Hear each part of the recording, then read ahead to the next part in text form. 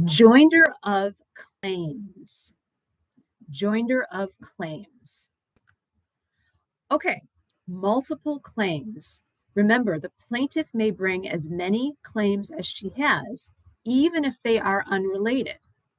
However, the plaintiff must bring related claims or they are likely precluded. That's rule 1. The plaintiff may bring as many claims as she has, even if they are unrelated.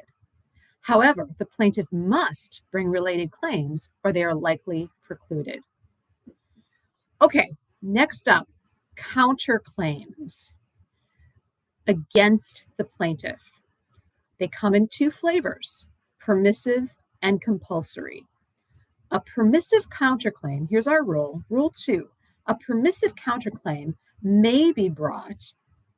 It does not result from the same transaction or occurrence. It won't be lost if it's not asserted, and it may be brought at another time. Okay, let's make that a better rule. A permissive counterclaim may be brought, but does not have to. A permissive counterclaim is an unrelated claim. It is not from the same transaction or occurrence, and the party may assert it at another time. By contrast, a compulsory counterclaim arises from the same transaction or occurrence as the plaintiff's claim, and the defendant must file the compulsory counterclaim or it is likely precluded. Note that a compulsory counterclaim, there will always be supplemental jurisdiction. Why? Same transaction, conduct, or occurrence, common nucleus of operative fact. Okay, first rule. The plaintiff may bring as many claims as she has against a single defendant, even if they are unrelated. However, a plaintiff must bring related claims or they are likely precluded. Rule number 2, permissive counterclaims. A permissive counterclaim may be brought. It is not from the same transaction or occurrence as the plaintiff's claim and will not be barred if it is not brought in the action. A compulsory counterclaim, rule 3. A compulsory counterclaim arises from the same transaction or occurrence as stated in the plaintiff's complaint, and the defendant must file it or it is likely precluded. The court will always have supplemental jurisdiction over compulsory counterclaim. Remember, you've been tricked up by claim preclusion versus compulsory counterclaim. Compulsory counterclaim is a raise it or waive it issue. The rule is a compulsory counterclaim arises from the same transaction or occurrence as the plaintiff's complaint. The defendant must file it or it is likely precluded, and the court will always have supplemental jurisdiction. That's rule 3.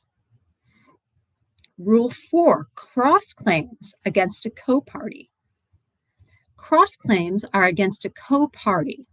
They are never compulsory, and thus they are not, because you're never required to sue your own side. Okay, impleader. In an impleader claim, the defendant brings a new defendant into the lawsuit who may be liable for some or all of the defendant's liability.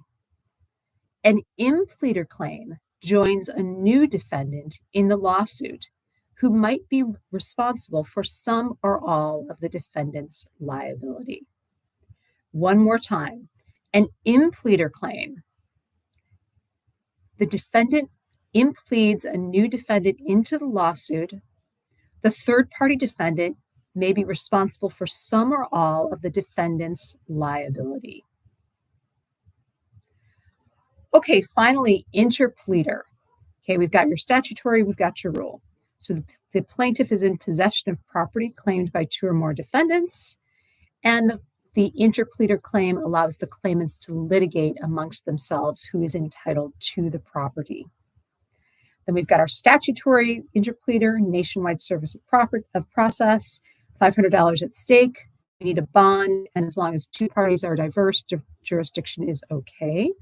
And then we've got rule interpleader, no nationwide service of process, complete diversity, and we need the $75,000 or more in controversy.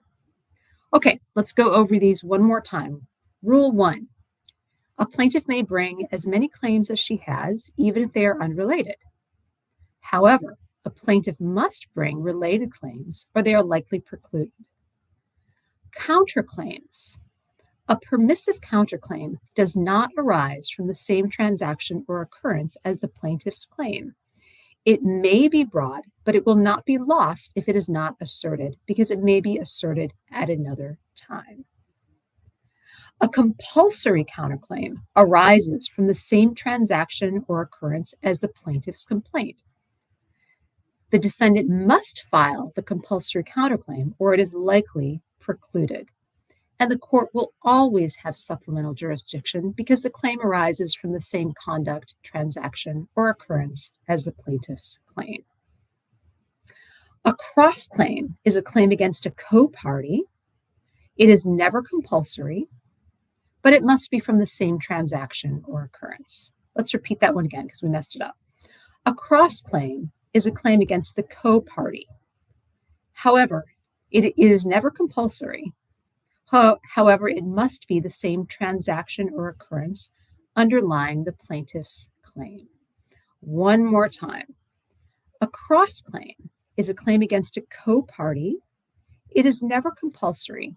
However, it must be from the same transaction or occurrence underlying the plaintiff's claim.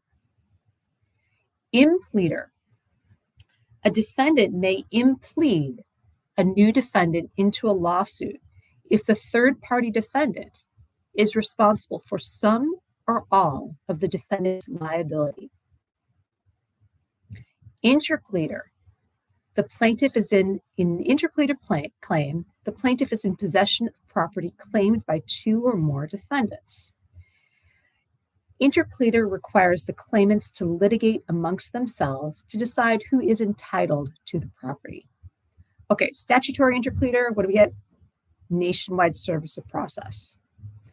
Minimal diversity, $500 at stake, post a bond. Rule interpleader, no nationwide service of process. We need complete diversity and more than $75,000 in controversy, and that is joinder of claims.